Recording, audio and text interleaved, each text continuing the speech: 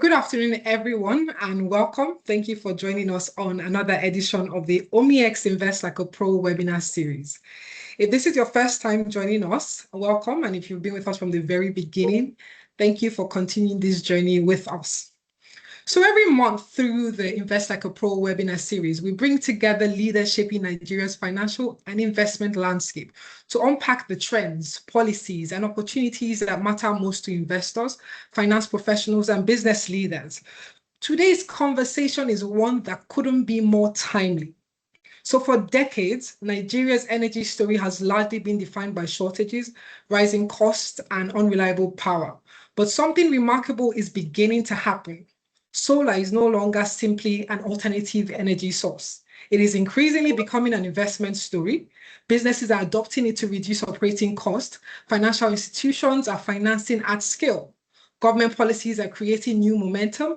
Investors are beginning to look beyond panels, batteries, to an entirely new value chain. The question is no longer whether renewable energy matters. The question is, where are the biggest opportunities? Where is capital flowing, and how can investors participate intelligently? So at OmniX, we believe investing should go beyond simply choosing financial products. It should begin with understanding markets, recognizing structural shifts, and identifying opportunities because they became obvious. So that's exactly why we created the Invest Like a Pro webinar series. OmniX is a Sterling Bank's digital investment platform designed for investing and investment management for individuals and businesses. Through conversations like today's, we're building a community of informed and sophisticated investors, one conversation at a time. For those of you I haven't met before, my name is Tara Mary, and I'll be your moderator for today's conversation. I'm the product manager for OmniX, where I work on building digital investment experiences that make investing more accessible, more intuitive, and ultimately more rewarding for our customers. One of the things I enjoy most about my role is helping to translate complex financial ideas into conversations that empower people to make better investment decisions. So I'll be guiding today's conversation. Now, with me on this call is a very, very special guest, a thought leader, the man of the moment, our very own MVP. It is now my pleasure to introduce today's guest, Oluwaseyi Okunuga, the Group Head, Renewable Energy and Sustainability Finance at Sterling Bank. Welcome, Seyi. It's lovely to have you. Thank you for joining and participating as well as our favorite guest. Tara, it's a pleasure to be here. I hope you can hear me. Yes, loud and clear. Everyone can hear you. We're so excited to have you, Barry. Yeah, I'm also excited to be here. Awesome. Yeah. So, okay.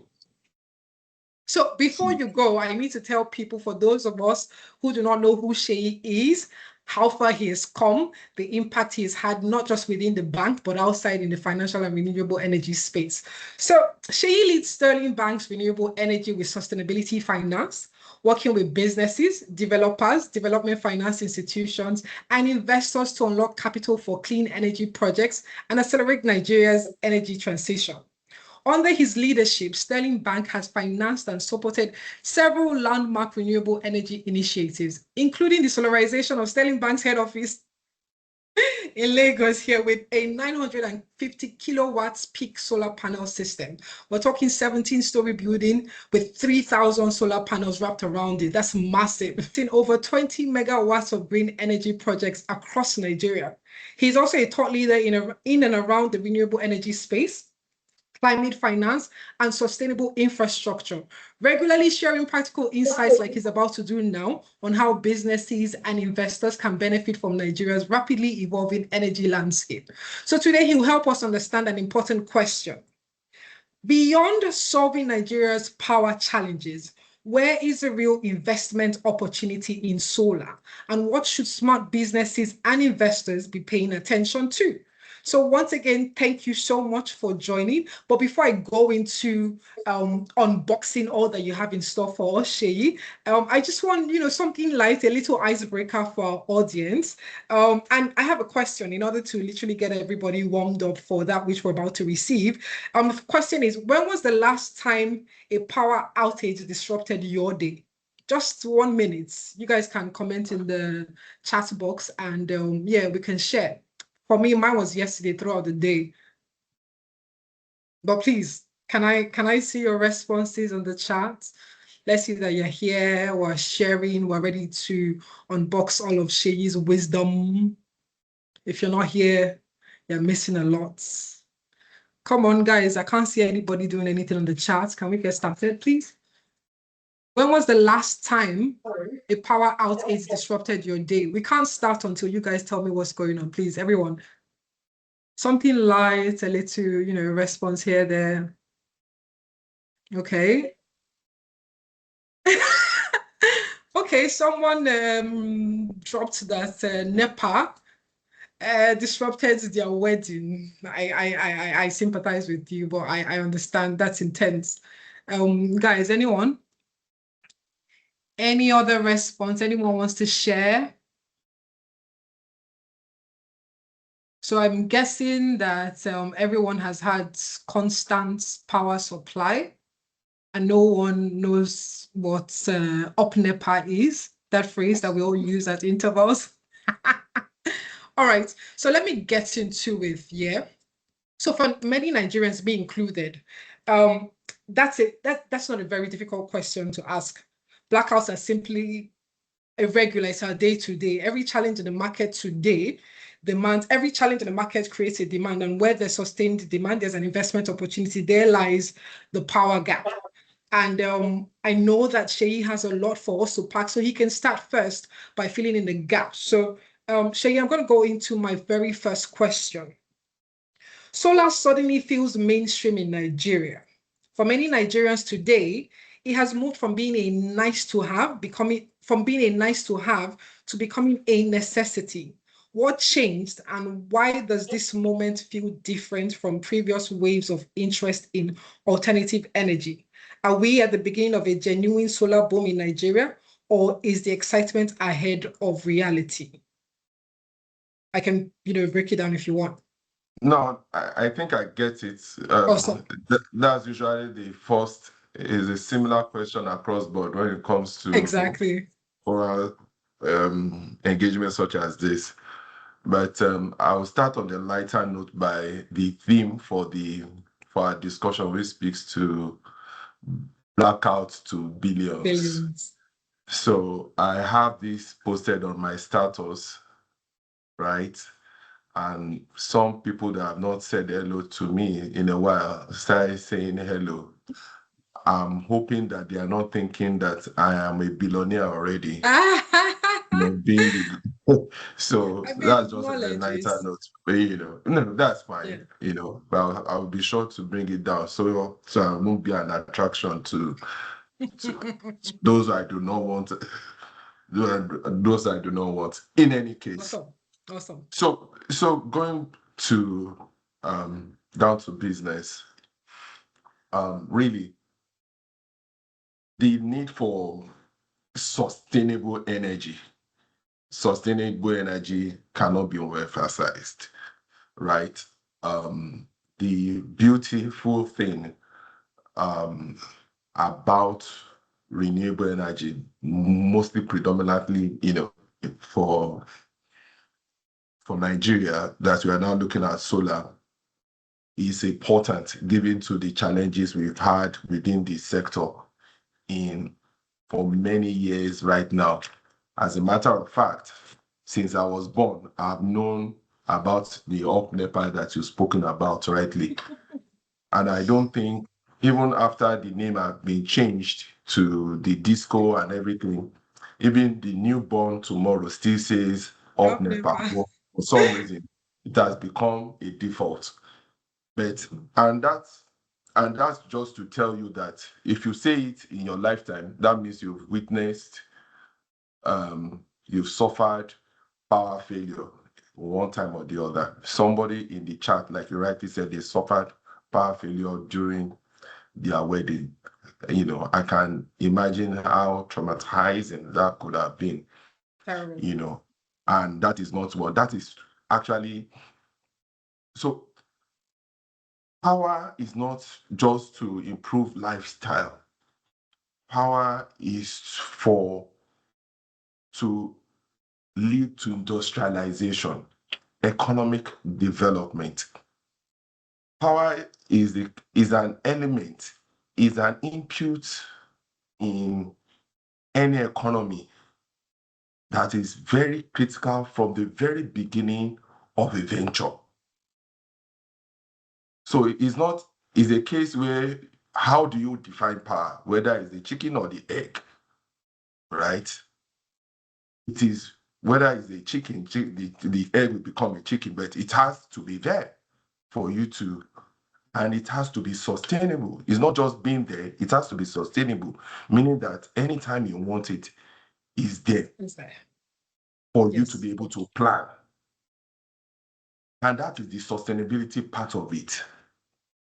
If power is not consistent, in fact, it is even better that you do not have light at all and live your life without power and know that you are living your life consistently and sustainably that way, rather than for you to have a power that is not sustainable or that is not consistent, meaning that you cannot plan with it. So if you have a power that you cannot plan with, do not venture into using it, right? And that is how important power is. So why do we really need power? Nigeria is a country of 230 million people. You probably have South Africa, I don't know, the population now maybe about 60 million. Maybe to reduce right now that a lot of immigrants are even leaving their country. But South Africa produces about 65,000 megawatts of power today. Nigeria, we are circling around maybe like 10,000 to 13,000 megawatts of power. And that is not even what we are supplying. That is just our installed capacity. And what is being supplied to the discos, or what the discos can afford to take from the gencos, is just about 5,000 megawatts. So at the highest generation, anytime in the length and breadth of the entire Nigeria, is about 5,000 megawatts or 5,500 megawatts. And that is a whole lot of strain on the system. It is strain on the infrastructure that we have. The infrastructure that we have right now, which is primarily the transmission stations, can only be able to offload or carry or drive. Let me use another one, accommodate maybe 5,000 megawatts of power. There should be a room for maybe additional 500 to enable it transmit power, but we don't have that infrastructure. If you wake up tomorrow and say, oh, Nigeria, we want to build our power infrastructure, not solar now, we are looking at hydroelectric and probably gas generation plant, gas-fed equipment. For hydro, if you want to build 1,000 megawatts of hydro, you probably need up to 10 to 15 years to do that.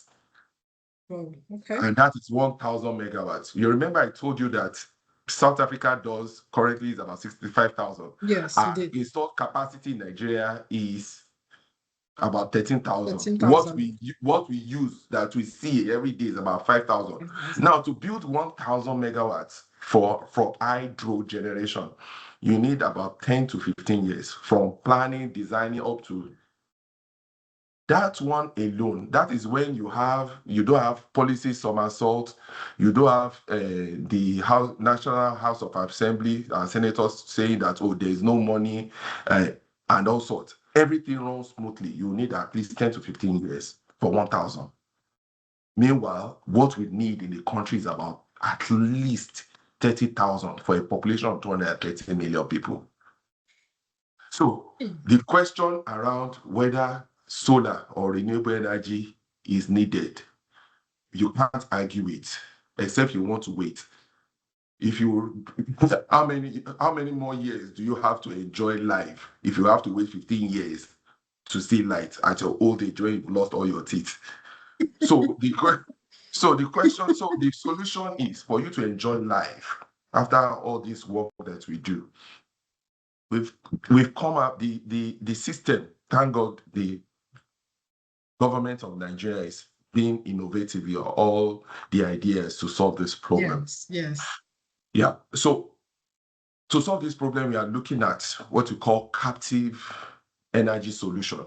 Captive energy solution. That means in boxes, in locations, Okay. estate, state, streets and everything. Energy solution. In that way, you can deploy the alternative energy solution, mostly solar or wind, or a combination of solar, wind, and clean gas all together, and power a certain environment, whether underserved or totally off grid. You can deploy 1,000.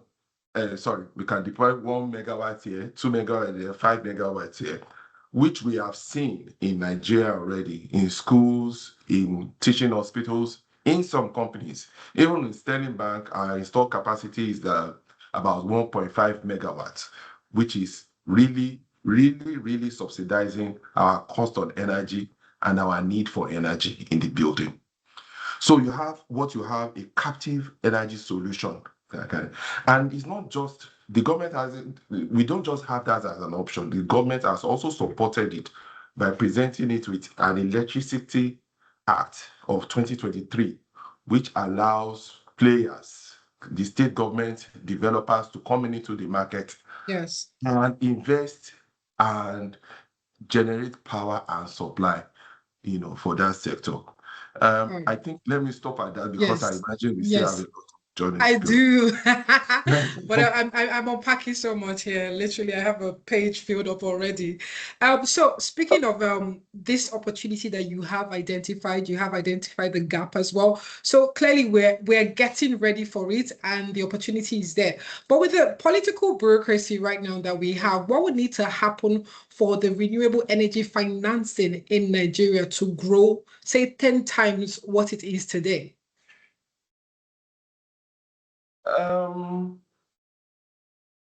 Well, 10 times is very ambitious.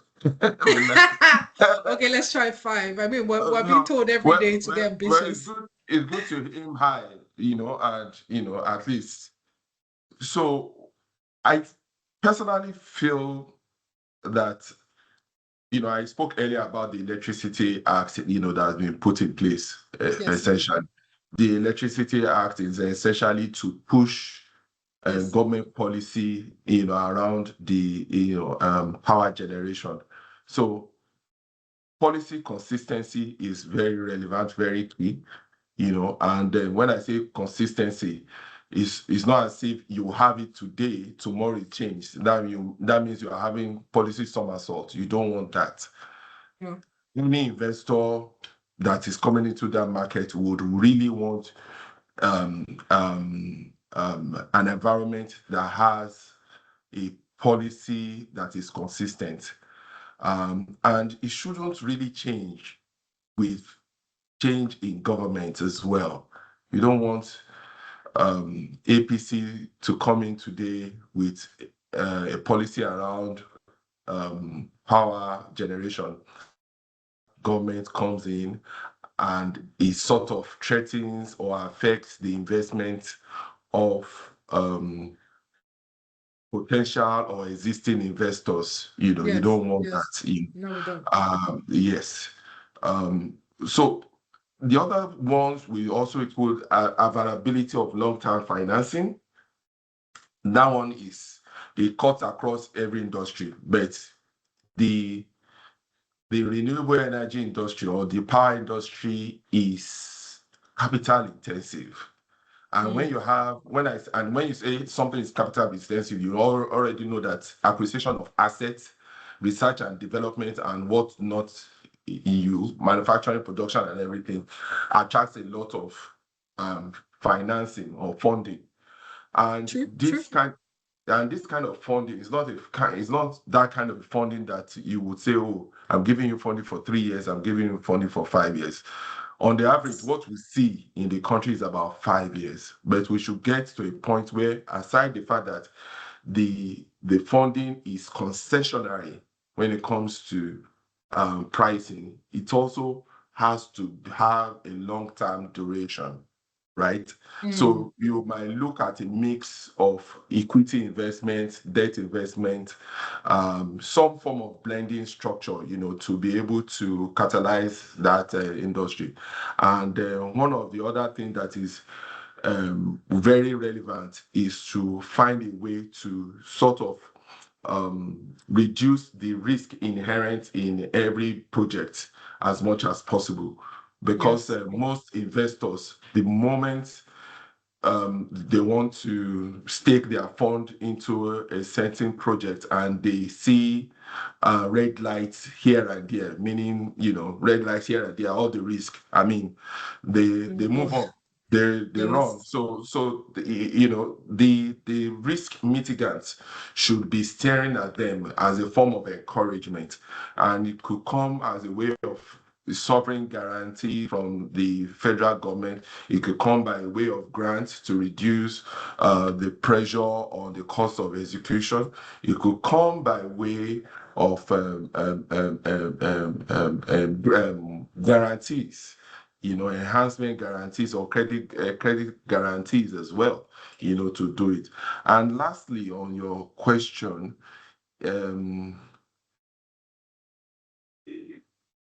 is common. In fact, that should be number one. Most projects, most transactions that has to do with renewable energy power is not being well structured. It's not well structured. So, we need a lot more experts, consultants, those that are knowledgeable within the industry, within the sector, to come in to bring their expertise into fore to be able to structure some of these deals to make it bankable. That one is a recurring decimal, but people, refuse to talk about it. And I know the reason why. A lot of investors, developers do not want to meet with consultants because they believe it attracts additional cost. Before you do your business, you say, oh, that's additional cost. So they want to bypass that. Then they come with transactions that are not well structured to banks, and they are thrown out. Not because they are not good, but because they are not well structured. And also because developers and developers, I'll use that investor, are bypassing a certain process, and that is engaging experts. It is just like in those days where our fathers do not find it relevant for an architect to design their houses. In those days, they just believe, just bringing all the blocks together and build it, and it will be. Then at the end of the day, at their houses I've seen today, at my age, that I see that there's no pillar in this junction. There's How is this house in nothing, anyone? and everything is missing. And that is because those days they don't think an architect is very important. Needed, yes. Because an architect is just like a consultant. You think as if, after drawing some things, they build it, what are they doing? And they are collecting millions. So that role should actually be number one above all the other things I've spoken about, really. Yes. Yeah. Yes. Thank you so much. I love that. With everything that you said, I take it that subject matter experts like yourself are required to even begin this journey, and that already shows us that there's a lot of gap in this space. So we need more people like you to tell the story and transfer this knowledge, and that way everyone who needs it, the customers, the users, are able to actually identify themselves, actors, players in this market. So also to piggyback on one of the two things you said, solar, wind, and clean gas. And likewise, before I go into that, let me go into this. You spoke about the risk involved. You have closed hundreds, maybe thousands of deals. Yeah. When you do evaluate a solar opportunity, what separates a bankable project from an unbankable one? Well, I think what separates a bankable from An unbankable one. an Yeah. unbankable? Well, I have personally in me, I use there's a guide I use personally, which You share. allows me, yes, which I'll share, and which allows I use it to save time. And because you have so many deals, so many things you have to look at. But there are two critical things we look at, when you're looking at situations such as that. The likelihood that the project that you are about to embark on is going to perform. So I'm using that one along. So performance, project performance. Growth. Scalability. No, yeah, let's even look at the project in itself Okay. that is going to perform. So meaning that if I take my funding, 1 billion naira, 1.5 billion naira for maybe, depending on what it is, maybe a 500 kilowatt system or a 1 megawatt system, that after that the project, right from the importation of the equipment to installation to testing to commissioning, that is going to be a success. Now, in my lifetime, there was a time that we imported street light solar panels, street lights, many years ago, many years ago, many years ago. And, everything about it looks so good, right? But there was something missing.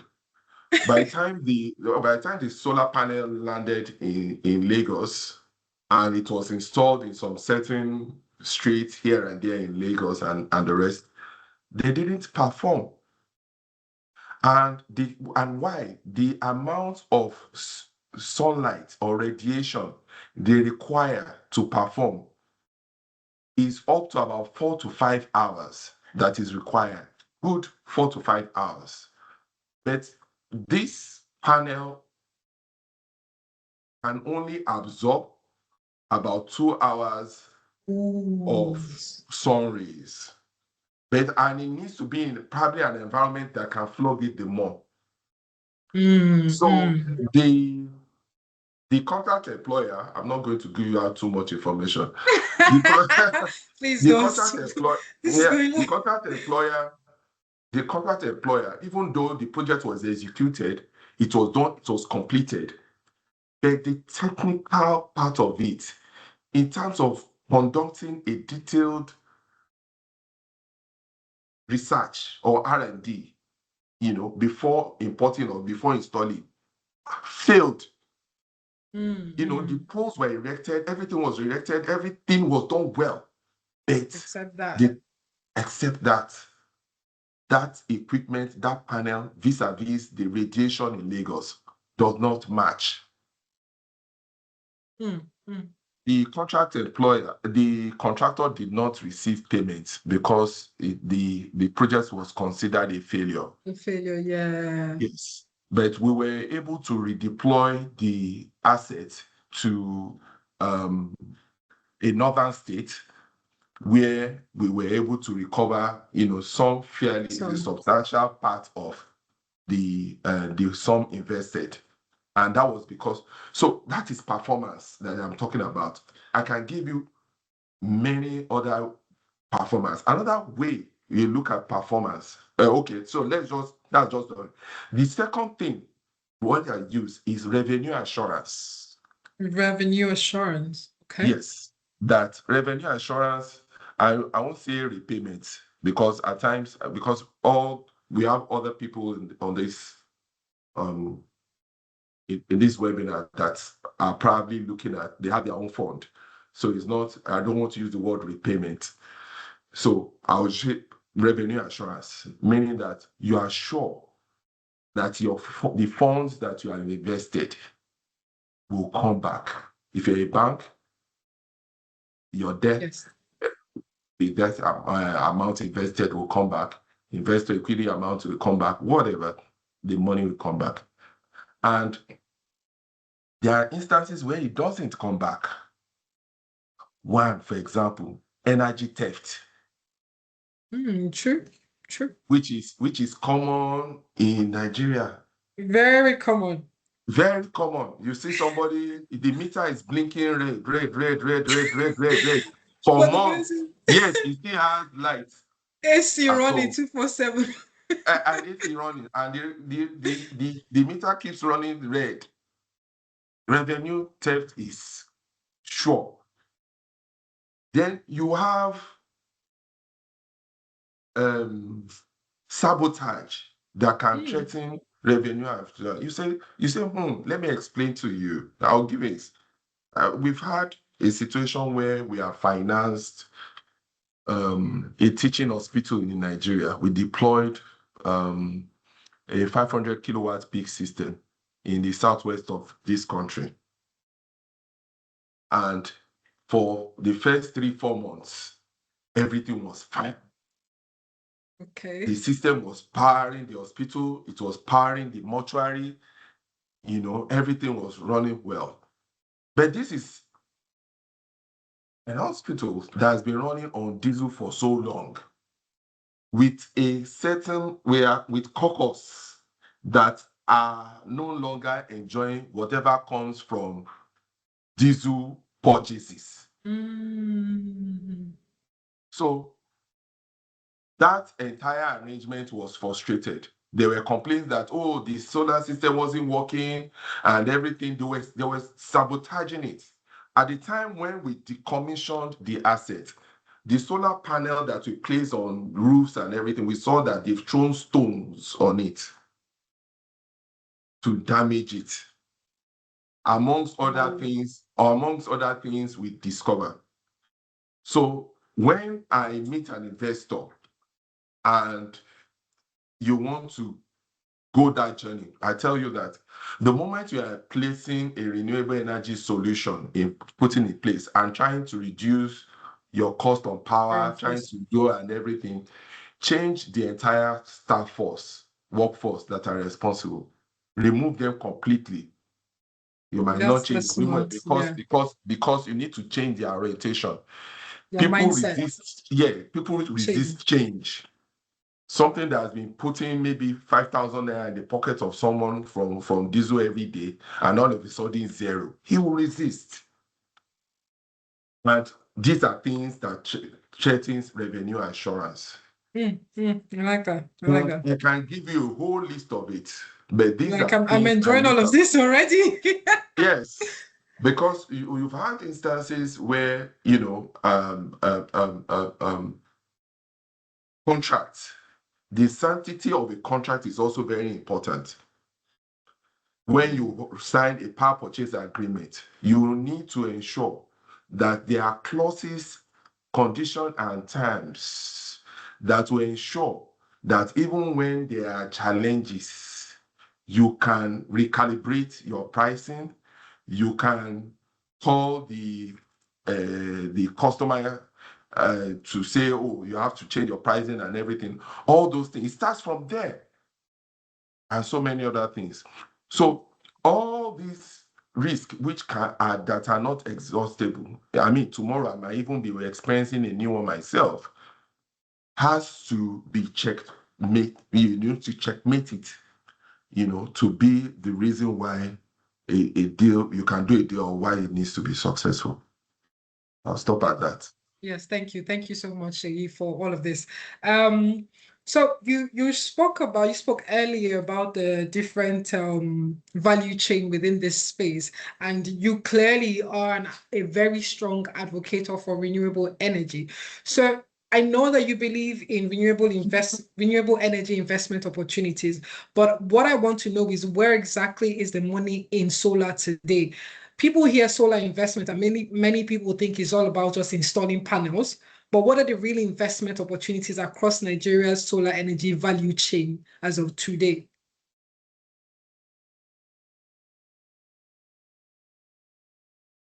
Is that for you personally or for everybody? It seems you want to do. I You want to leave here and start doing solar business? No, I'm speaking on behalf of our audience here. Okay. So yeah. So that's a good question actually, and is a question that also visits me once in a while because I'm in a paid employment. What happens after? What happens after What happens after? the Yeah. work? You know, it's not as if I'll be using walking stick anytime soon. But of No, of course, course not. so you want to put the first thing I would say is that you want to put your experience to use, your knowledge to use. It's actually supposed to you want to put your experience to knowledge to use. I spoke earlier that one of the things that is lacking is having expert Experts, yes. advisors, what those that will call renewable energy, financial analysts or renewable energy advisors or managers. That's what I'll probably call. There's no name to it, but you need advisor experts within that can navigate the industry from who are the people that can give me funding, who are the people that are very passionate about this industry and will stake their fund, who are the people that are willing to give you grants. I mean, there's an organization here in the country that does a African Energy Challenge Fund, and they give up to $350,000 or $500 if you have a project to subsidize the cost of your project. You need to know people who know those agencies and the rest. And you need to know consultants that can structure the deals and speak the language that investors want to hear. So first, you need advisors and consultants within the Consultants, industry. experts. And unfortunately, you don't just wake up and become a consultant. It is those that have been working within that Years industry, of relating with this experience. thing, experience. That is number one opportunity. And believe you me, it is not there. Because recently I had a foreign company coming into the Nigeria to come and meet with us to say that they want to provide that solution for Nigerians, for Nigerian developers. That means they know that it is not there. And that is one of the reasons why, even in Sterling Bank, we are developing what you call the sustainable finance marketplace, a digital platform where you can bring your green energy project and we will evaluate it and get it investment ready for investors. Fantastic. Yes, so we are close to deploying that platform. So that is number one. Um, Now talking to the areas people want to hear, in the natural way of it, you have the district energy solution, which will now work under the Electricity Act, where as a company is capital intensive, but as a company, you can essentially say that, oh, I'm picking the entire Alimosho local government. Okay, and I want to deploy renewable energy solution for them. So you build a mini grid or a mini grid there of certain capacity, and you probably integrate with the disco, or you run on your own, and the rest of it. It can be a collaboration between the state government, the financier, the bank, of course, yourself as a developer. Is one big opportunity that is going to scale up access to renewable energy in Nigeria. And I know so many organizations, states, and everything are working towards that. That's very big. The other one is what you call, my colleague call it the cold chain. That is essentially refrigeration and storage of perishables. As you know, it plays a major role in food security, where it is claimed that 25 to 30% of farm produce get damaged, in the course of transportation. So you True. also want to, so you want to look at that space very well. There's a great opportunity there. So refrigerator, cold storage and transportation opportunity is there. Um, um, then you look at, the other time I was speaking about revenue assurance. Yes, you did. Yes. So one thing I left out is, apart from being sure that your money is there, you can get it, and there is nothing that threatens it. You also want to create a pathway for your collection, right? You want to create a pathway for your collection. You want to put in place a digital system that your customers are not able to bypass. Not that your meter will be showing red, yet they still have light. No. You want a collection system. In Sterling Bank, we have what you have I collect, for example, right? Where you you you pay for what you use. You pay for what you use. So that would enable those that want to deploy solar home system. That's maybe a standalone solar home system at your own personal home, maybe 2 kVA. Then the moment your repayment can come on a monthly basis, the moment you don't pay, the system shuts down. The Yes, system yeah. shuts down unless you make the repayment. So meaning that it gives you, so developing platforms such as that is a key opportunity, for those that want to invest in maybe solar home system or even mini grid and everything, because they know that their money will come back. So a digital collection system. Then you want to now go into manufacturing. And that is one thing I personally am passionate about, because we do not want a situation where our resources are being moved out of the country. Oh, yes, yes. So we need to be self-sustaining, internally. Interestingly, we have quite a substantial amount of resources, either for solar, well, maybe 50% for solar, 40% for solar resources. We have like 70 to 80% for lithium batteries. We have for inverters, things that can locally be sourced locally. And so we need to go into production. Do. So production of inverter, we have a customer in somewhere around Mowe in Ogun State that produces inverter, 5 kVA, 10 kVA, and it's good quality. So, and the market is so big. As a matter of fact, it says it cannot meet demand. And when a customer says it cannot meet demand, that's an opportunity. We have a customer. The first one is, I'll call the name, it's called Technotic. The second one, we have another customer, Oxano. It's about one of the first that manufacture assembly solar panel in Nigeria. Another one is Levin LPV. What does that employment, eliminate FX risk at least to a large extent, and everything is an opportunity there and the rest. Then the lithium part of it, the lithium battery, which is one thing I keep talking about. There's lithium in Nigeria. I'm sure everybody knows about that. Yes. There's lithium in Nasarawa, there's lithium in Kogi, there's lithium in Kwara and the rest. And there are some states that are even exploring lithium like Ekiti and the Cross River and the rest of it. So essentially there's lithium. And battery is not one of the most important thing when it comes to renewable energy.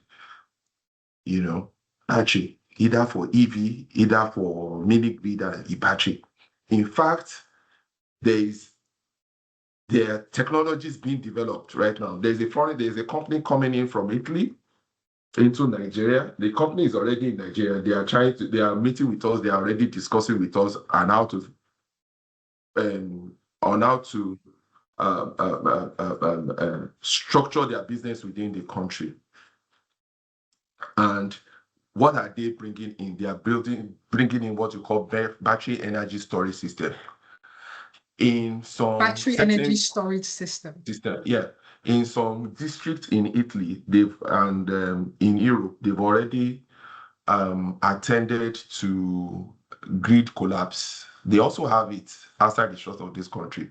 But they said they have what you call a battery energy storage system that is located in some certain districts connected to certain area. When there's a grid collapse, the battery energy storage system can essentially hold on to those to that supply, maybe for 4 hours, 5 hours, pending the time they quickly resolve it or so.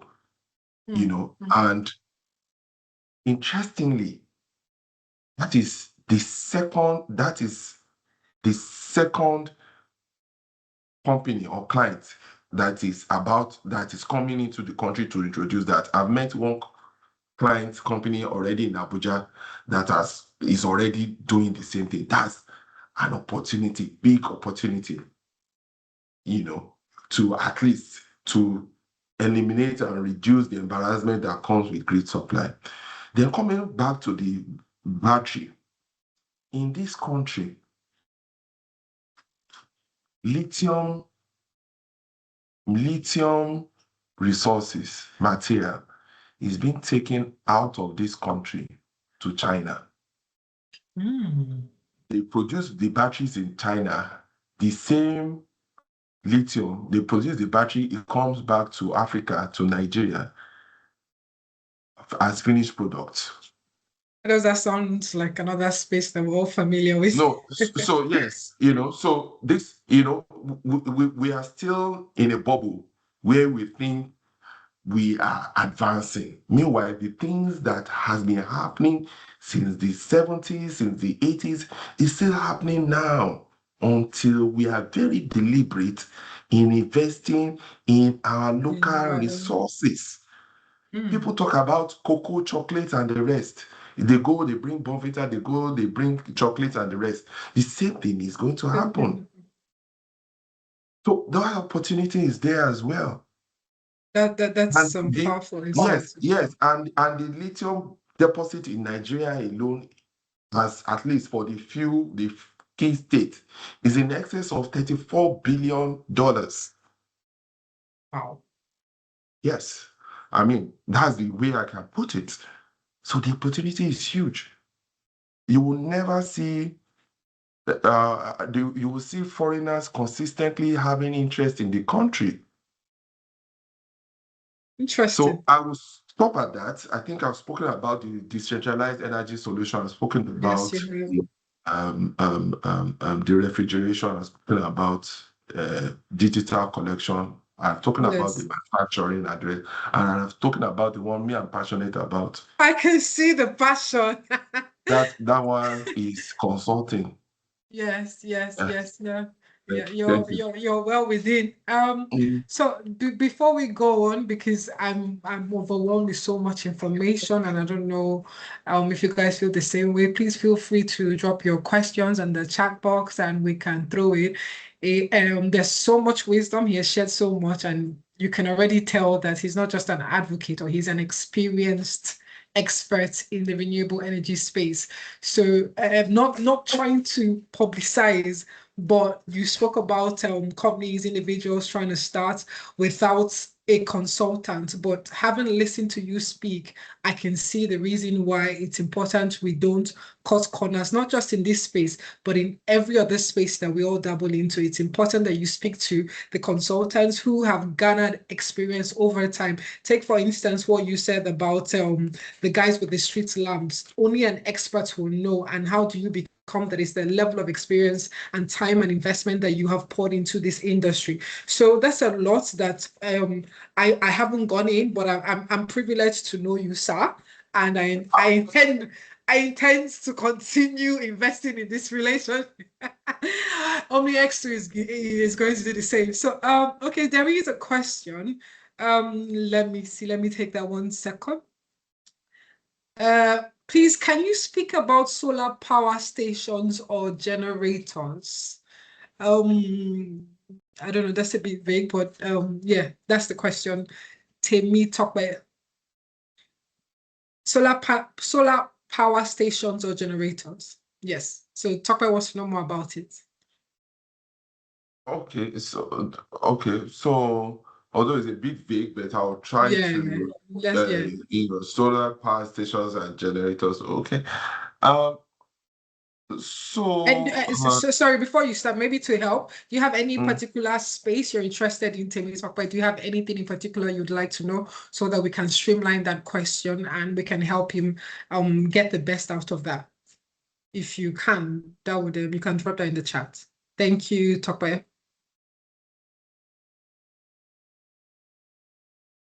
depending, Okay, okay. is it a viable investment opportunity? Tokwe wants to know if the solar power station generators is a viable investment opportunity. I mean, I think I can answer that. We'll let the experts speak. So the simple answer is yes, right? And is yes, but you need to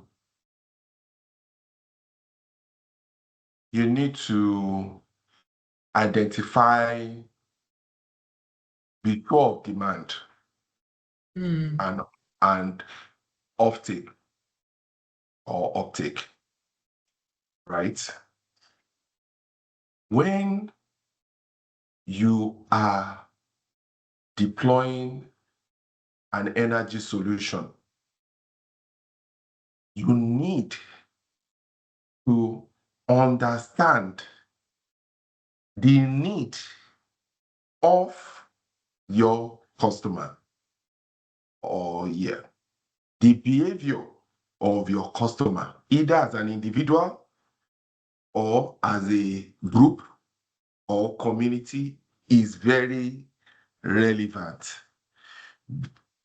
Otherwise, you would have invested so much to solve nothing. You would have invested so much to solve nothing. And that is what you need to be careful about. I spoke about revenue assurance and performance. For you to get performance, you need to be sure of the need of your customer. For example, if you want to invest in solar home system, which we usually know as maybe SHS system or standalone system, capacity is not more than 500 watts to maybe 1,500 watts, that is even high, can attend to a community of barbers, for example, barbers. And you just know that, this can easily power a clipper, power a sound system, power a small, maybe 20-inch TV and everything, and it will be done. And you know that the moment he puts a solar panel on the roof of his shop, for the majority of the time during the day, is able to render service to his customers. At night, when it's night, the sun has taken his break for the day, the battery system can still last for like 3 or 4 hours. You know that the guy will be happy with you. And if that client is happy with you, if you have invested so much on that thing, you'll be rest assured that he will pay. He will pay for its repayment or its obligation to you. Now, if it's talking about the revenue assurance, in that kind of a solution, you can even introduce a payment system where it is a digital collection process. If it doesn't pay, there is no solar system. A customer will come, no hair to barb, no light and everything. That's a different case. But that solution must be able to deliver. That is when the barber will be happy with you. Not that you will now deploy a solution that is not able to even power a clipper. He's struggling to power a clipper. The clipper is struggling.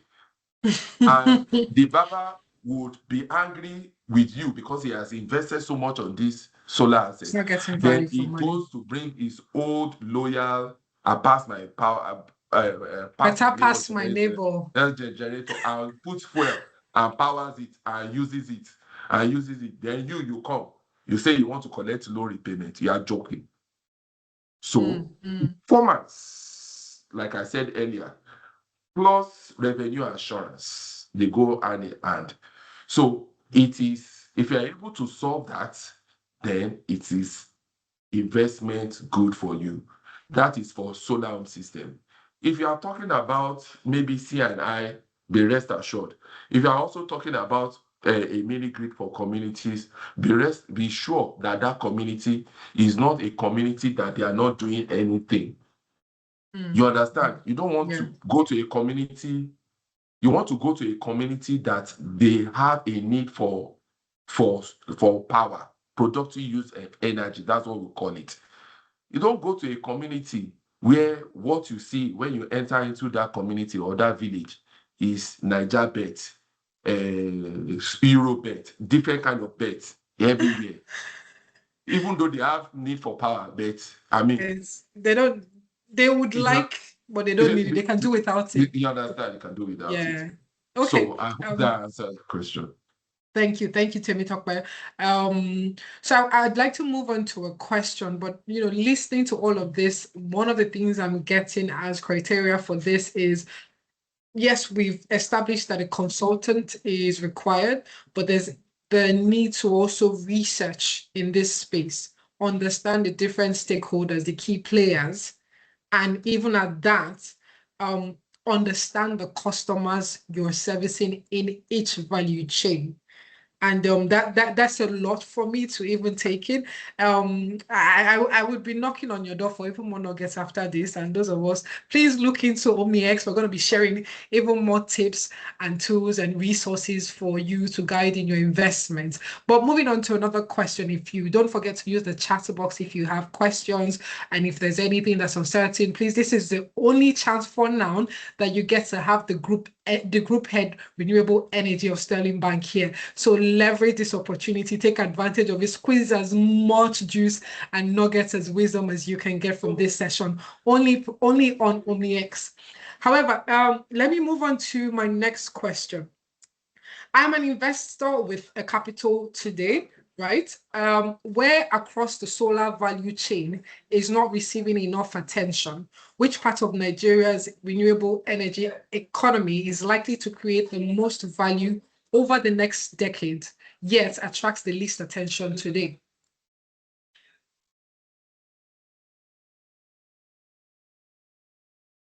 You're muted. You're muted. Okay. Oh, sorry. Yeah, I think you. Okay, yeah, now I get it. All right, thank you. So that's a tough question, even though it looks so simple,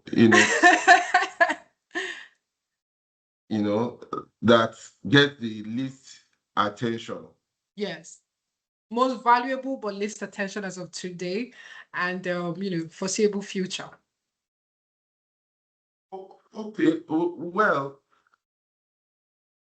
all because renewable. I won't want to play a fast one on anybody on this, but we are still in the growth stage. Okay. Right? And all the sectors and opportunities, all the areas in the value chain that we've spoken about, right, needs attention, really. And each one of those value chain and those opportunities, those areas that you think you can invest in, not run in isolation of the other.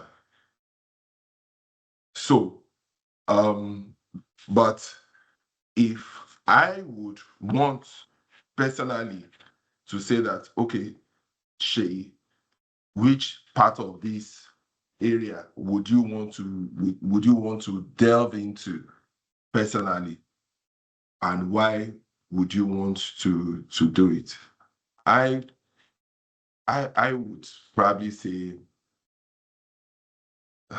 I don't want to give an answer that will cause people to go and concentrate in a certain aspect and allow the other part to lack. You understand? Yes. And that is why I'm being careful. Yes. Because like I said, the entire value chain is very important. You can start one part of it is trading.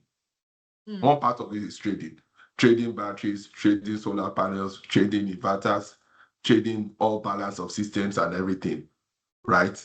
Yes. That's one part. The other part is technical know-how, having the technical knowledge, which is very important. When all these renewable energy things started, for example, there was nothing like fire outbreak from solar panels. That this year, we've seen posts and accounts of fire outbreak, and that is because one, you have technicians that do not have the right requisite knowledge to do it. They just feel as if she is wire, so they try to cut corners. So the entire value chain in that space will include one, training, for example, training installers, certifying them, for example. So you can just decide to say, okay, I know this thing so much, I want to train. That's part of it. Yes. Because you are solving a problem. Not that you concentrate on importation and everything, then you are not solving the problem around installers, for example. Still exposes a gap in the system. Yes, because it creates a gap. Because what happens is that it will build the industry. It won't bring credibility to solar panel. You understand? Yes, I do. Yes. Even as a policy maker right now, where as a bank or a central bank, we are advocating, working with Lagos State and saying that they should make a policy where tenants should be able to put solar panel on the roofs. Initially, it was getting that beautiful attention, and all of a sudden, because of recent power, blah blah blah, and some landlords don't want you to put solar panels. You understand? Because in the beginning, because the opportunity again now is that during the course of doing this, some landlords now begin to say that, okay, apart from your house rent of 2 million or 3 million naira per annum, if you want to put solar panel on the roof of my house, you are going to pay maybe 300,000 naira per annum. So the person asking that question, if you are a landlord, that's an opportunity, for example. But the entire value chain, and I mean, that is why you call it the value chain. Yes. The moment if we allow us to go to a certain part of the chain and put pressure on that side of the chain, it will break. So while I personally have told you guys where I think I would want to deal in, everybody as an individual, after all these discussions, should be able to identify, but not to say it and like we do in Nigeria. Somebody starts pure water production, everybody goes there. No, we don't want to do that. We've spoken to the various opportunities, the various areas and everything, your collection, your performance and everything, delve into it. And that's the way I would want to answer the question. If I answer in I can only tell you that, Tara, on a one-on-one. I can't say it publicly that, oh, this is the area of that. Then you see the entire Nigerian going to that. Everyone goes there and they say, No, oh, no, okay, no, Sheyi said. yes. So the entire value chain has its own value, Yes, and it yes. all has its own level of risk. That's the way I would answer it. Thank you, thank you, thank you so much for that. I don't know if there are any questions from our audience. Any questions, anyone, before we take it? None. Okay, thank you. How do we connect with you? I presume you're referring to our expert and consultant group heads. Correct, Temitope? Any Q&As? Okay, none at the moment. All right. Yes. So, sir, how do our audience connect with you?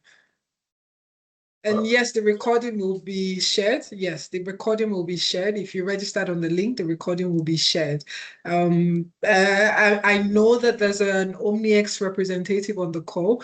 They can respond to that question in terms of connecting with Mr. Sheyi. So Awesome. I'll leave that to you, Tara. Yes, yes. Thank you so much.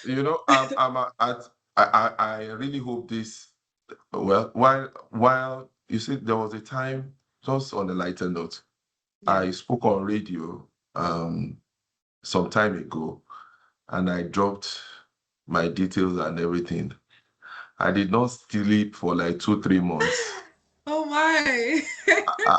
No, but that's I did good. not sleep. That's good. That's good. But the people literally moved me out of their areas of from renewable energy, but it was all fun. It's all fun. But so personally, I'm happy. What I usually say to our customers and to those who I meet is that while there is funding, either from bank or other banks or DFIs and everything, yes, the first thing that we do, especially in the Sterling Bank, is to ensure that we understand what you want to do and advise you, right? The first level is to understand advisory, which is the consultancy part of it. Yes. It's supposed to have the fees attached to it, but which people try to run away from. But yes, which people try to run away from, but if you meet me and I wake up from the right side of the bed, I might ignore it. Did you catch that? Please, every day you wake up and you think you're going to bump into him, pray that he woke up on the right side. That way you can get even more. But nonetheless, one of the things I do know is that when people try to cut corners like this, trying to cut out the consultant, they end up spending a lot more than that fee. And then, they lose out on time as well and resources. So ideally, I think people should do things the right way. So if you're interested in this space, Sheyi is the man to go to. He's gathered a wealth of experience in the renewable energy space. So he's our man. Moving on to the next question. So to build on the previous Nigeria electrification project, NEP, the Nigeria just recently launched the distributed access through renewable energy scale-up DARES, the DARES project, a $750 million initiative funded by the World Bank, which aims to scale up Nigeria's energy access gap by providing new or improved electricity supplies to more than 17.5 million Nigerians. This new program focuses on installing 1,350 solar mini grids, mainly in rural and underserved areas, where reliable power supply has long been a challenge. How do you think this will affect the demand and access to solar? Oh, okay, so beautiful question, but that's a very lengthy one. So, but I'm happy that you just mentioned this. So I will just pretty much dive, into talk to what DARES is all about. DARES is all, of course, like you rightly said, is the distributed access to renewable energy, is a scale up. this way it's kind of, so it's largely a, should I call it a scheme product, a scheme, that is supported by the federal government through one of its agency, Rural Electrification Agency of Nigeria, REA, to drive the deployment of solar energy solution, alternative energy solution to areas that are underserved and areas that have probably not seen light at all. The value, it's a grant actually, is about $750 million. I think about $450 million has been earmarked for disbursement already, all ongoing. Some developers have been awarded projects under this scheme. Some have started, some are just going to start. The essence of this long and short journey, right, is to reduce the cost of getting energy, of making energy available to individuals, families, and companies, then some specific sector like the health sector, the education sector, and the rest of it. It is a grant, right? It's a grant. While it is a grant, the grant is meant to reduce the cost of the deployment, right? Oh, okay. Right. So when developers it's a productive, is a performance-based grant, meaning that you have to show performance to be able to get this funding from the World Bank, because the World Bank is actually in charge of this fund. For you to be able to get this funding from the World Bank, you need to show performance. So in that case, developers will essentially go to their financiers, to their investors, to get, for a lack of a better word, bridging funding or funding to be able to execute the project and have access to that grant. After that grant, they will need to continue to run those assets and get it to be sustainable, to continue to render power to the community, and some form of reward also still come to the developer, from energy charge that comes. We must all remember that even though it's a grant to the community, it's a way of the government making infrastructure available to its people. This thing is also at a cost to the federal government of the country. While the government is a loan for the federal government, right? But the federal government, instead of the money to get to the federal government, and the federal government uses it as it wishes, the disbursement of the loan is being monitored and managed by the World Bank to ensure that it goes to the impact sectors, right? But the responsibility for the repayment of the loan ultimately still lies with the federal government. So while it is a grant, it is also a loan for facility for the federal government of Nigeria. So as a bank, a Sterling Bank, we've put in place a structure, a product paper structure, where we can assist developers that have been able to secure contracts or projects under this program from Rural Electrification Agency. We are happy as a bank to finance them up to the tune of 5 billion naira per obligo, for a considerable fair tenor, which was going to be structured around the project, and we are set to assist them. We also try to mitigate and reduce the risk inherent in the transaction by a blend of different risk instruments. We also try to deploy concessionary funding with our collaboration with some DFIs, and with some companies like the likes of Odyssey, that is also willing to provide equipment financing for some of the developers to be able to execute the project. In Sterling Bank, we have a bit of pipeline of transactions that we are already looking at to do this. It is not, so the program is not just deploying power, it is meant to impact lives. It's meant to increase employment and increase production. Thank you. Okay, yeah. Thank you, Shay. So if I might, to also borrow from what Temitope asked for, how do people reach out to you to engage you on this? Where do they find you? Where do they, pick up on this conversation? Yeah, so my email, oluwaseyi.okunuga@sterling.ng, Okay, is my email. You know my name already, Seyi Okunuga.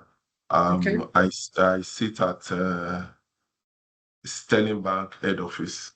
Awesome. Awesome. Hey, So please feel free to reach out to Oluwaseyi Okunuga.sterling.ng, and you can equally walk into Sterling Bank and request to see him at the Sterling Bank head office. Thank you so much, Shay, for sharing all of that. So quick one. We're coming to the end because I know I do not want to overwhelm you with so much questions. That way you have enough to give to people you might run into when you leave the office.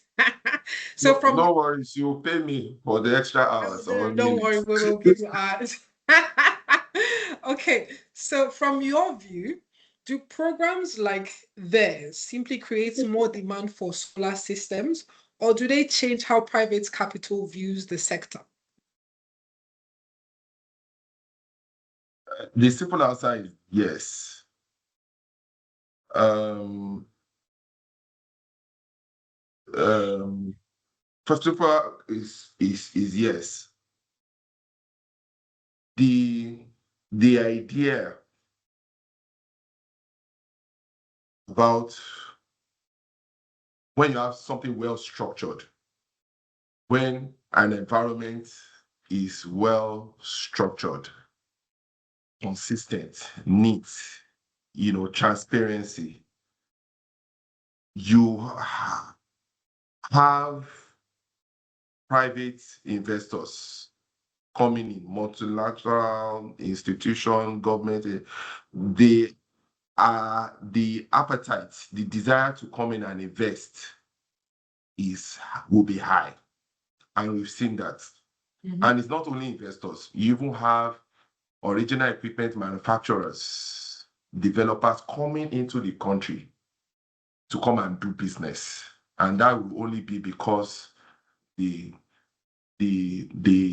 environment is accommodating. You might want to ask, we might want to ask ourselves that, oh, they keep saying, oh, there is insecurity in Nigeria. Oh, there's this, there's that. You still have a lot of foreigners jumping on the plane and coming into Nigeria to come and do business. They are not going. I met one company at an embassy, a foreign embassy, not too long ago. They are coming into Nigeria. You understand what I'm saying? We did an European Union event sometime last week. You had a lot of companies having interest in coming into Nigeria. The question is there something a foreigner is saying That we're not from seeing. far that I am not seeing? But what they usually say is that when something is too close to you, You it can't is see it. possible you can't see it. If Out not of that, sight. you understand. So I think we at times as Nigerians, we need to stand back and look from far and see the opportunities. I've spoken about the lithium, for example. I've given you an idea of what happens in that space. For example, get the message. I'm guessing it. The Chinese recently in April stopped subsidizing the cost of solar panel. Why would they do that? if not that the demand, right, is high, or they are not able to meet the demand. That's why they subsidizing. In Nigeria alone, Nigeria, for example, is the second African country, the second African country in Nigeria with the highest importation of solar panels. With the highest importation of solar panels, I think the first one is South Africa. I'm even surprised South Africa is there because they seem to have power, but and yet they are still importing. Nigeria is number 2. We import over 435 billion naira worth of solar panels on the average per annum. And before this thing, I tried to do the calculation, which is about 2.5 million, about 2.9 million units of solar panels per annum. That's huge. So essentially, there's something the foreign community is seeing. Foreign investors. We have DFI still coming into the country to say, oh, we want to dedicate this amount of dollars for renewable energy, for green energy and the rest. So even though it appears that the economic environment doesn't appear friendly, it is attracting investors to still come because policies are being made and the government is making frantic efforts to make investors, developers, original equipment comfortable. I mean, the original equipment manufacturing company that was responsible for our building, Sterling Towers in Lagos Marina here, they don't operate in Nigeria. Right now, they've moved into Nigeria to start doing business in Nigeria because they've seen something. They've seen it. They've seen it. So, Electricity Act is there to stabilize the environment. There are different risk instruments to reduce risk across board between the investors, the developer, the banks, that essentially makes it easier for investors to come in. You have, in some situations, you have the Nigerian sovereign investments fund that also issues guarantees, for bigger projects and the rest of it. So that is it. Mm-hmm. So the opportunity is there, and the answer is just yes. Yes, thank you for breaking that down in details. So we understand that there's a gap. We understand that there are opportunities. We also understand, at least to an extent, you broke down the DARES initiative, but financing still, irrespective of that, still remains one of the biggest barriers to adoption. It's one thing, I mean, we know that there's a trend, there's the jackpot trend, there's the jackpot that trend. And you can see different players, the Nigerians are moving out because they are seeing something on the other side. And then the foreigners are looking inwards because they are seeing more. So at the end of the day, of what value, what you're getting on one side of the world and what you're getting on the other side, which is massive. So I see the importance to have a bird's eye view of the economy, both locally and internationally, and then identify what player you want to be in that space. But still coming back to financing, because here in Nigeria, financing or even access to finance in this space is a challenge, not just in the renewable energy space. It's a challenge that a number of people, entrepreneurs, encounter. So what financing models are actually working in Nigeria, and what is preventing more capital from flowing into the renewable energy in Nigeria today?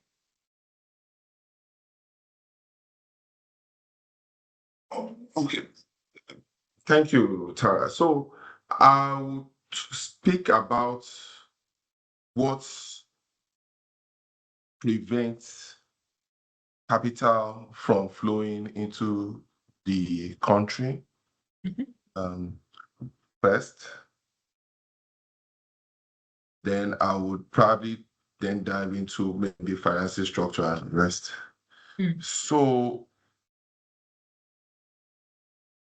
I won't exactly say that you have any so much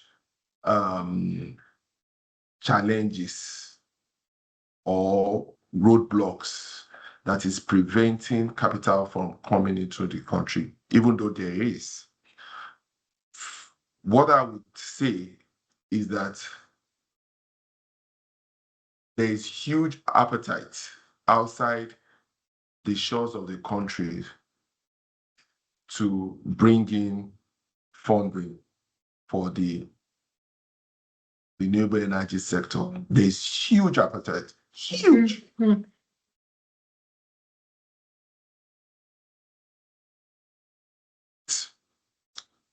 I was privileged to be at COP30 in Brazil and the rest, so there are sessions that we had, and there was something common that they were saying. And the common thing everybody was saying is that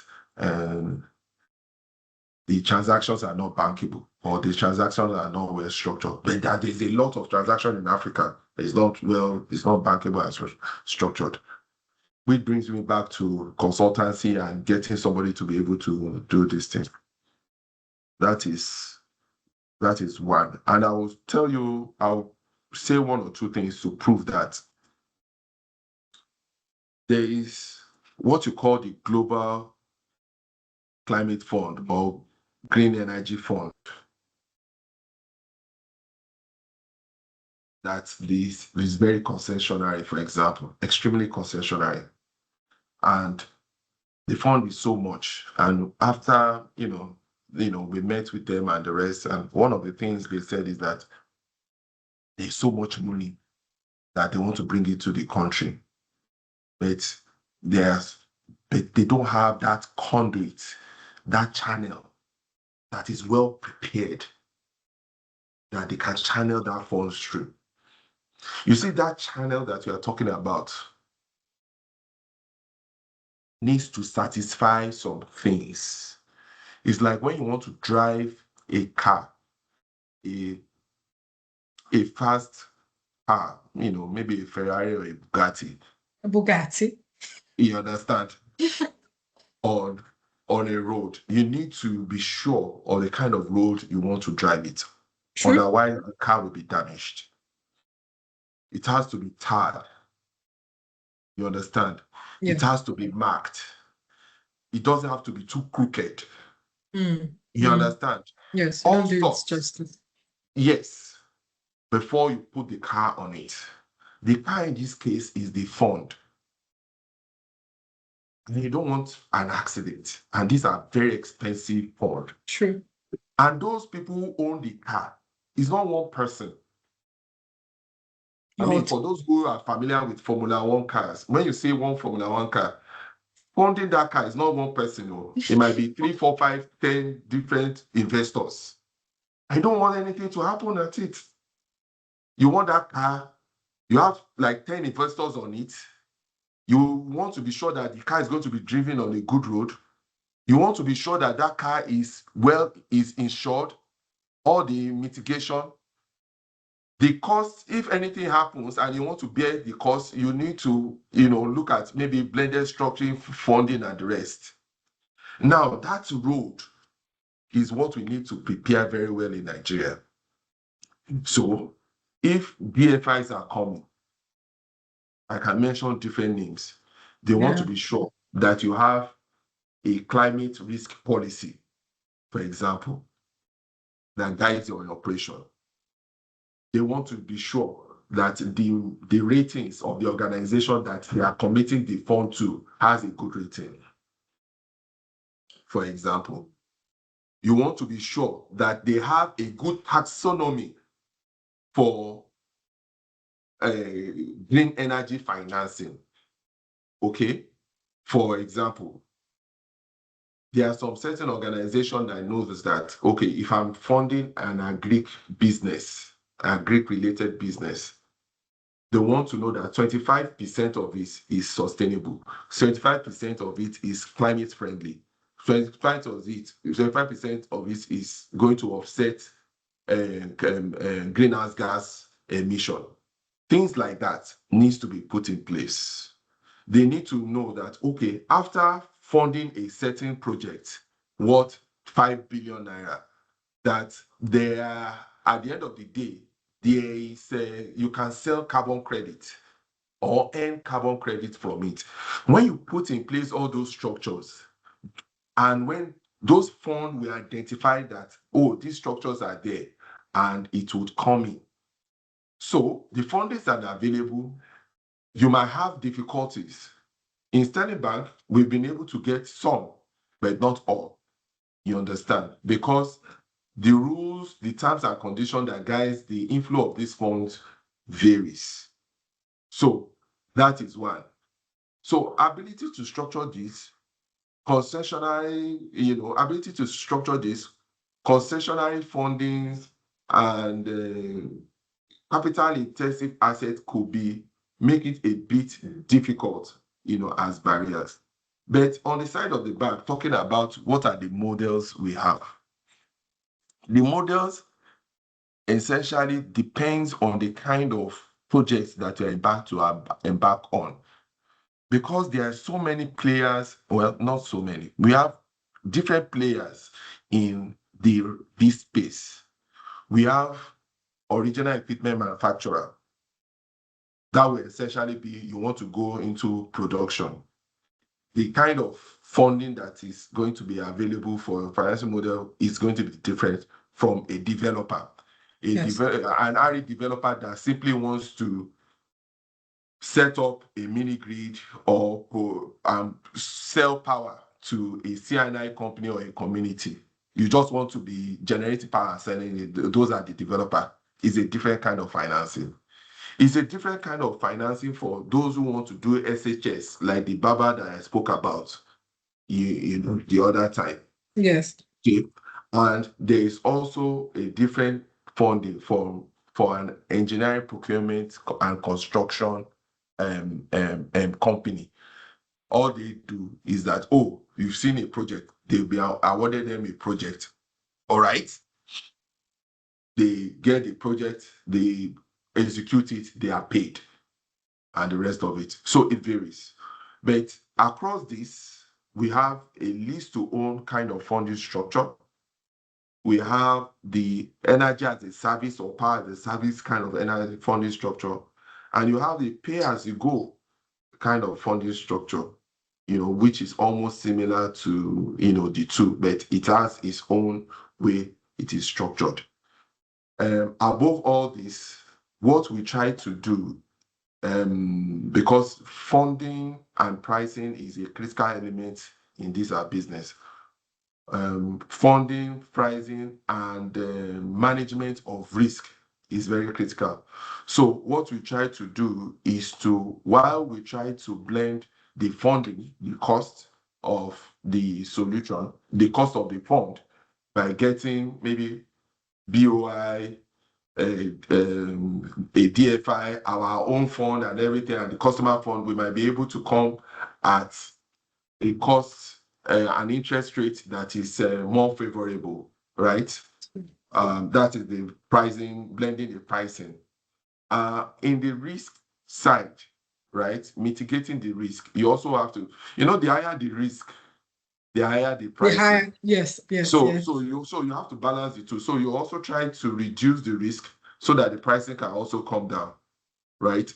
So you have some organizations that are happy to give you credit enhancement guarantee or credit guarantees to a certain percentage. We have like the likes of the GCF there, and some foundations that are happy to give you credit guarantees. You have the investor, or rather, you have the developer or the customer in this case also bringing its own equity contribution into it. The bank is also bringing its fund. There are some instances where you can get sovereign guarantee from the government too. In fact, like the DS program we are talking about is a way of guarantee, because you are sure that the money is somewhere, and the moment to show performance is coming in, is a way of guaranteeing itself. So it's, we also try to blend or manage the risk, by deploying all sorts of instruments that is available to it, in order to be able to avail the funding to either for project finance, lease to own, energy as a service structure, or what have you. Then, of course, we also offer guarantees, bank guarantees that we also give to our customers. Those, or maybe letters of credit, those who want to collect goods on credit, right, to quickly execute a project. There are companies outside the shores of this country that are happy to give you equipment for 90 days or 180 days to go and do this thing, but it will rest on the back of the bank guarantee, for example. Thank you. That's a lot. That's a lot. For those of us that are interested in the renewable energy space, first things first is consult with Seyi before you embark on that journey. But rest assured that there is a gap, there are problems, and there are solutions. Wherever you see the gaps, understand that those gaps equate to problems and equate to solutions, and solutions equate to bottom line. So if you're thinking renewable energy, Seyi is the man to go to for starters, and Sterling Bank is the way. So, Seyi, I have one last question before I let you go. But let me first throw it out to my audience. Anybody with a question, we do need to let him go. So, is there anyone who is? Oh, yes. Okay, any questions? Any questions? All right. So I have one last question before we round up. So let me borrow from your crystal ball. 5 years ago, the biggest conversation was about energy access. Today, it is energy affordability, which you did speak about, the financing options. So 5 years from now, what do you think the market will be talking about?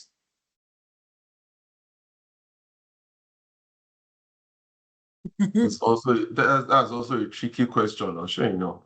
I know, but I trust you anyway. Why say hands? So, um, 5 years from now, I think, as a country, we should have moved away from just providing renewable or alternative energy solution. Okay. Yeah. Earlier on, in the beginning of this conversation, I spoke about the fact that if you want to develop a hydroelectric dam, Yes, it yes, takes yes. about 10 to 15 years. That Yes, you is did. if you have a government that sees this through, throughout, like that. So at times, so when it's 10 to 15 years, for me, it will take 20 years. So the captive energy market, which the government has democratized by the Electricity Act of 2023, is what we need to still pursue to continue to deploy captive energy solution. It's just 2023 that it was Implemented. yes. And in 2026, we probably have about 7 to 9 states that are already looking at it, that has their own electricity act already, and they are now trying to explore maybe what you call embedded energy supply or integrated energy supply and the rest. So the journey, 5 years is too short. We will not be too far from what we are doing right now. But I can tell you that within these 5 years and more, the thinking of Nigerians should have changed. Yes, the mindset. Their mindset should have changed. I'm using that carefully. And I shouldn't be careful actually, because we've started seeing pockets of people changing it. And we it is going to be about production, like Peter Obi would say. is more about production now, right? Rather than just saying that, oh, bringing the solar panel from China, bringing in the equipment from Europe, bringing the battery from China, and come and give an energy solution. No, so we are going to move, I believe we are going to move into manufacturing production locally to increase the economic relevance for our resources, of our local resources, and increase employment, dependency, and the rest. Then I also believe we will now move to what you call energy efficiency. Okay, energy efficiency will be managing energy, right? Which we've done for those of us that are as old as Mongo Park. You know, the 60 watt bulb that we are familiar with in the 80s, right? Generate a lot of heat, takes a lot of energy. Right now, you have some LED bulb, you know, they take very little energy, you know, and that is by virtue of research and development and technology and the rest. So, you know, so for us to have migrated from back then to now, that you now use energy saving, this thing is all part of energy efficiency. And it has nothing to do with the bulb alone. It has to do with the kind of air conditioners they are using energy saving air conditioners instead of, you know, so energy efficiency would essentially improve because if it does improve, energy efficiency does improve, there will be more energy that can be shared or given to for another person to use. And that is why it seems that in Nigeria in the 70s, we are like 80 something million people in population, and the population is growing, yet we are still on 2,500 to 3,000 watts of energy. What happened that we're still able to use the same capacity of energy, 3,000 that we are still using now, is because there was energy efficiency. Technology moved, technology changed. You know, instead of using that 60 bulb, you are now using a 5 watts bulb. So that 5 watt bulb can serve more people, and that is why it looks as though the population is increasing, but capacity of energy generation still remain the same. So energy efficiency will improve with time. Then lastly, I see us moving to a point where we will begin to explore the opportunities with carbon credit, right? Which is part of the strategy around the Sustainable Development Goals. Is it Article 6 or 7 now? Get it right. This is Article 6 or 7. You know, somebody will know that one. So the Sustainable Development Goals around carbon credit will also accelerate, will also foster and accelerate the adoption for clean energy, solar energy, even clean gas, you know, gas in some instances, although there's arguments around that. Gas is also clean to a very large extent. It's just that it's not renewable, you know, around that. So that you see, that's what you will see around it. Then finally, you will see more of a blended, more fund coming into the country. Blended because because people are beginning to talk about it. So that's what I see. But we are in that journey, but nothing, you won't really, we are in that journey already, but you won't see anything significant in 5 years. You know, maybe if you want to see anything significant, maybe we'll come back in maybe 10 years or 15 years where you would have seen a lot of people taking advantage of what we've spoken about now. Yes, thank you. Thank you so much. So this is a lot to unpack. But one of the things personally is as a thought leader in the renewable energy space, I see people like you, consultants like you, experts like yourself, the more you tell this story, the more you take stands like this and you talk to us about it, the more knowledge is being impacted upon us. And at the same time, we're able to identify the opportunities and decide for ourselves. I mean, there's someone in our space that is looking to start a business. We have businesses, we have business people, we have clients, we have customers in our different spaces. So the more we're able to learn from you, learn from thought leaders like yourself, and then pass that knowledge across, we're able to tell the story, the renewable energy story, not just in Sterling Bank, even though, but I will still speak for Sterling Bank and yourself, but we're able to equally push it out there. That way people understand that there are opportunities in the renewable space. There are funding for people to leverage, and literally you can occupy any space you choose as long as you have the right leadership, the right consultants guiding you. So keep telling your story, keep teaching, keep impacting, keep sharing those insights. For one, I'm a changed human being just by out of sitting on this session. I think I've grown already by a year. Maybe that's pretty overstating it. But thank you so much, Seyi, for sharing your insights with us today.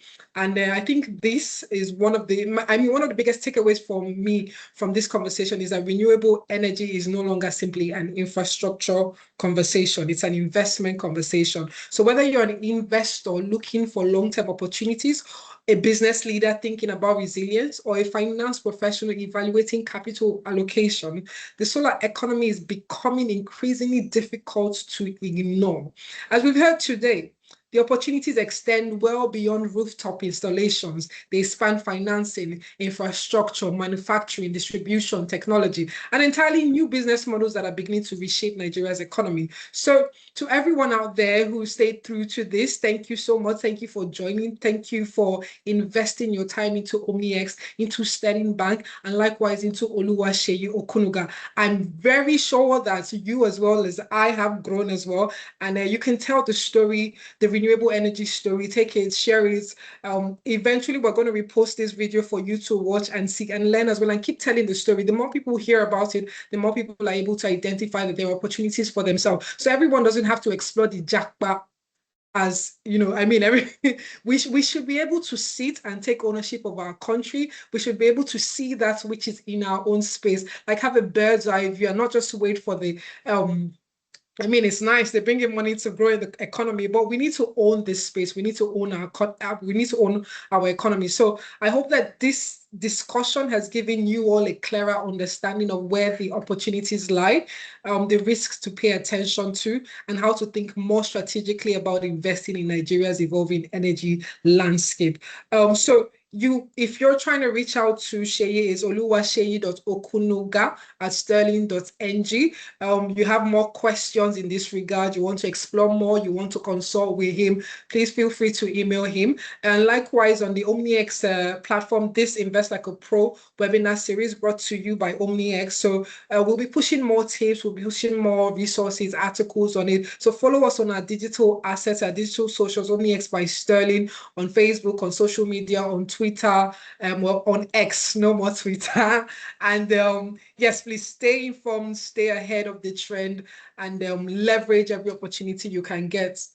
So please explore. OmniX is still catered to helping you not just invest, but also investment management for individuals, for businesses. Tell a story, tell a friend, to tell a friend, to tell a friend. OmniX by Sterling. Sterling Bank is still the way. One customer, one bank. That being said, I've come to the end of this session. My name is Tara Mary, your host, and this is the OmniX Invest Like a Pro webinar series. Still another edition. I look forward to having you. I look forward to equally learning and sharing all of these tidbits and nuggets that Oluwaseyi has shared with us. So thank you so much, Oluwaseyi. Thank you for your time. Thank you on behalf of OmniX and team.